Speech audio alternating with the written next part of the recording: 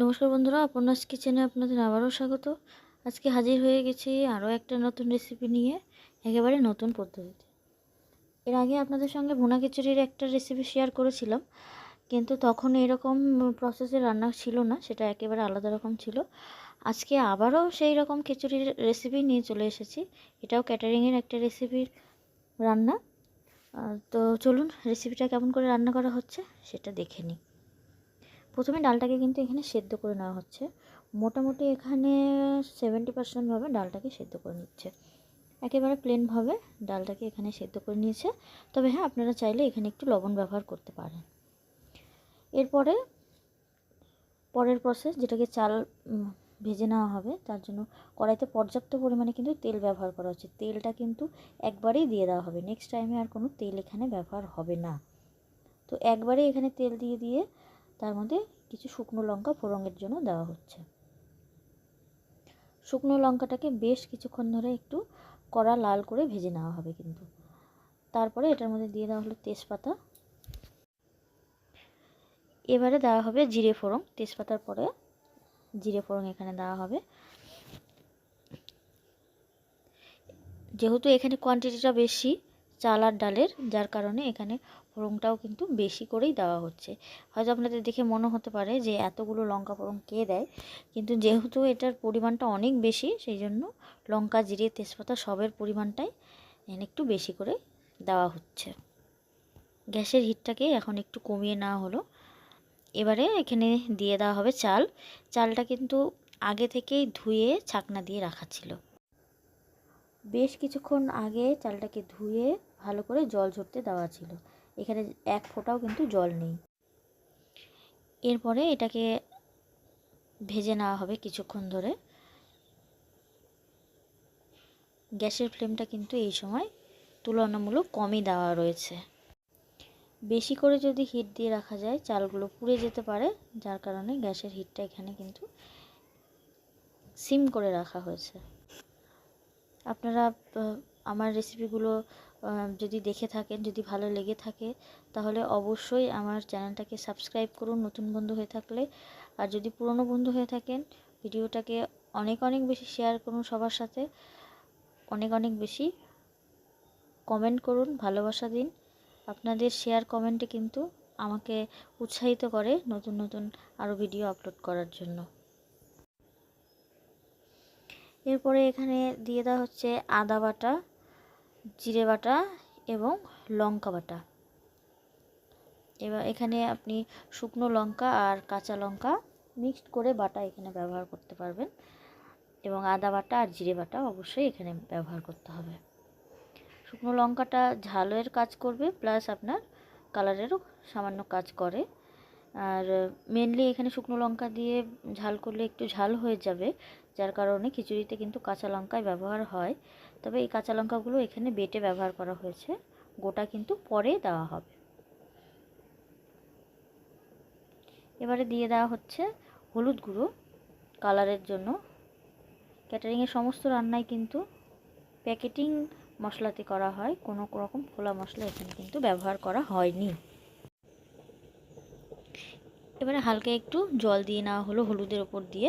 আপনারা হলুদটাকে জলে গুলেও ব্যবহার করতে পারেন।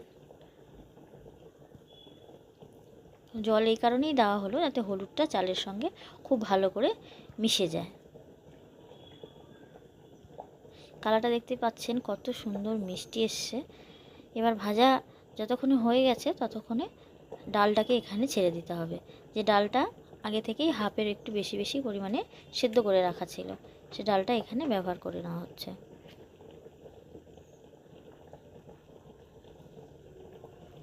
ডালটাকে আগে একটু সিদ্ধ করে নেওয়া হচ্ছে, কারণটাই হচ্ছে চালটা নতুন নতুন চাল কিন্তু খুব তাড়াতাড়ি সেদ্ধ হয়ে যায়। খিচুড়ি রান্না করতে কিন্তু প্রচণ্ড পরিমাণে অসুবিধা হয়। তারপরেও যদি সেটা ভুনা খিচুড়ি হয়, সেটা তো একেবারেই অনেক কঠিন, যার কারণেই কিন্তু ডালটা এখানে আগে থেকেই হাফ পরিমাণ সিদ্ধ করে নেওয়া হয়েছিল।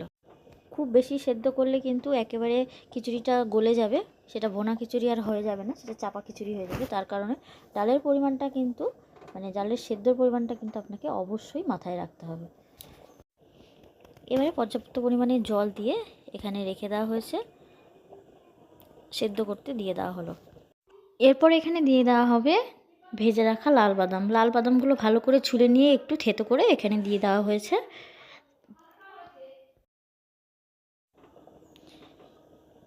এখানে দেখুন যথেষ্ট পর্যাপ্ত পরিমাণে কাজু ব্যবহার করা হচ্ছে। এখানে ভাঙা কাজু ব্যবহার করা হয়েছে, কারণ কাজুটাকে আপনাকে ভেঙেই দিতে হবে, যার কারণে ভাঙা কাজু এখানে ডিরেক্টলি ব্যবহার হয়েছে। চাইলে আপনি গোটা কাজুও ব্যবহার করতে পারেন। কালারটা দেখে বুঝতেই পারছেন খিচুড়িটার টেস্ট কতটা পরিমাণে আসতে পারে। অসাধারণ কালার হয়েছে, আর গন্ধটাও কিন্তু একেবারে অসাধারণ বেরিয়েছে।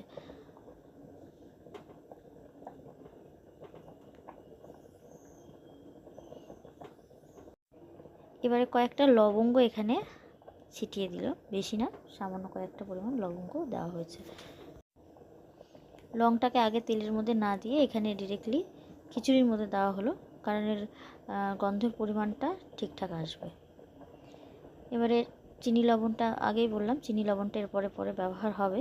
লবণ চিনি আপনারা আপনাদের নিজেদের স্বাদ অনুসারে ব্যবহার করবেন। এখানে পরিমাণটা বলে দেওয়া অসম্ভব, কারণ প্রত্যেকটা মানুষের আলাদা আলাদা টেস্ট থাকে। তো লবণ চিনির পরিমাণ নিজেদের স্বাদ অনুসারেই আপনারা ব্যবহার করবেন।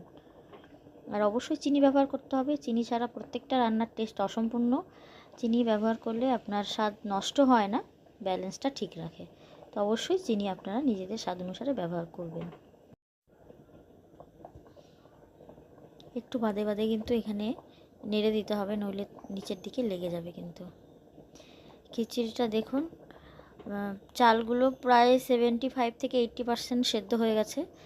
এবারে এখানে গরম মশলা পাউডারগুলো কিন্তু দিয়ে দেওয়া হচ্ছে। এরপরে কিন্তু আর বেশি সেদ্ধ করা যাবে না, এরপরে বেশি সেদ্ধ করলে কিন্তু খিচুড়িটা গলে যাবে, যার কারণে 80% মতন সেদ্ধ করে ছেড়ে দিয়েছে। আর হালকা মতো জল আছে, এই জলে নাড়তে নাড়তে আপনার সেদ্ধও হয়ে যাবে। এটা আবার খুব বেশি শক্তও থাকবে না। গরম মশলাটা দেওয়ার পর কিন্তু আপনাকে খুব ভালো করে এখানে নেড়ে নিতে হবে, নইলে উপর নিচ কিন্তু হবেও না, আর গরম মশলার টেস্টটা কিন্তু চারিদিকে ছড়াবে না। এবারে দিয়ে দেওয়া হচ্ছে কিছু গোটা কাঁচা লঙ্কা, যে কাঁচা লঙ্কাটা শুধু ফ্লেভারটাই আপনি পাবেন, এর কিন্তু ঝাল আপনি পাবেন না। মুখগুলো একটাও ফাটানো নেই, শুধু ফ্লেভারের জন্য, সেন্টের জন্য এখানে কাঁচা লঙ্কা দেওয়া হলো। আর উপর দিয়ে ছিটিয়ে দেওয়া হচ্ছে কিশমিশ। কিশমিশগুলো আপনারা চাইলে জলে আগে থেকে ভিজিয়েও রাখতে পারেন, নইলে স্কিপ করতে পারেন, এমনি ডিরেক্টলি ধুয়ে নিয়ে ব্যবহার করতে পারেন, জলে ভেজানোর প্রয়োজন নেই। তবে এটা আগে থেকে ভেজানো ছিল না, কিছুক্ষণ আগে ভিজিয়ে জাস্ট ধুয়ে রেখেছে। দেখুন খিচুড়িটা কিন্তু আস্তে আস্তে মনে হচ্ছে যে ডবল সাইজের হয়ে যাচ্ছে, কারণ হালকা একটু যেটুকু জল ছিল সেই জলেও কিন্তু খিচুড়িটা সেদ্ধ হচ্ছে আর ফুলছে, ফুলে কিন্তু বেড়ে যাচ্ছে। এবারে খুব ভালো করে হালকা হাতে গ্যাসটাকে একেবারে লো ফ্লেমে দিয়ে আপনাকে কিন্তু বেশ কিছুক্ষণ এটাকে নাড়াতে হবে। জলগুলো আপনার শুকিয়ে যাবে, আবার খিচুড়িটা পর্যাপ্ত পরিমাণে সেদ্ধও হবে। উপর নিচ করে ভালো করে আপনার দিয়ে দেওয়া হলো কিশমিশ। এবার দিয়ে দেওয়া হচ্ছে চিনি। তখন লবণটা দেওয়া হয়েছে, এখন দেওয়া হচ্ছে চিনি। কোয়ান্টিটি বেশি, যার কারণে চিনির পরিমাণটাও বেশি। আর ভুনা খিচুড়িতে একটু মিষ্টি না হলেও ভালো লাগে না, যার কারণে চিনির পরিমাণটা কিন্তু এখানে একটু বেশি ব্যবহার করা হচ্ছে। তবে আপনারা অবশ্যই নিজেদের স্বাদ অনুসারে চিনি ব্যবহার করবেন। চিনির পরিমাণটা কিন্তু খুব বেশি হয়ে গেলেও তখন কিন্তু ভালো লাগে না।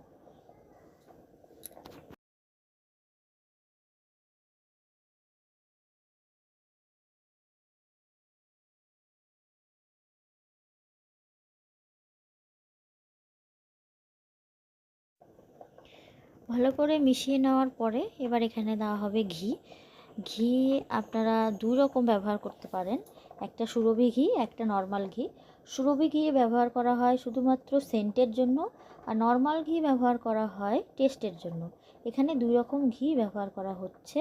সুরভিটা দেওয়া হচ্ছে সেন্টের জন্য, আর নর্মালটা দেওয়া হচ্ছে টেস্টের জন্য।